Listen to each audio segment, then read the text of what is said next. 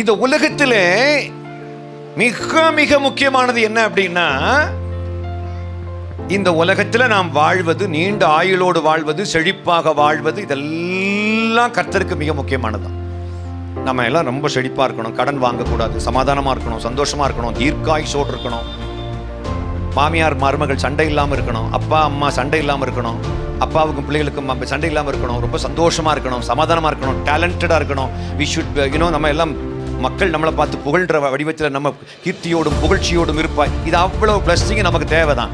இது எல்லாத்தையும் விட மிக முக்கியமானது, நம்ம இதெல்லாம் இன்னத்துக்கு தேவைப்படுகிறோம். இவை அனைத்தும் நமக்கு எதற்காக தேவைப்படுகிறதுனா, ஒரு சென்டென்ஸில் ஆண்டவர் சொல்லிட்டாரு. திரும்ப அந்த வசனத்தை வாசிங்களேன். ரொம்ப அருமையான ஒரு வசனம் மக்களே. The essence of the new covenant வாசிக்கலாம். ஆகையால் நீ சாப்பிட்டாலும் குடித்தாலும் நீ எதை வேணா செய்,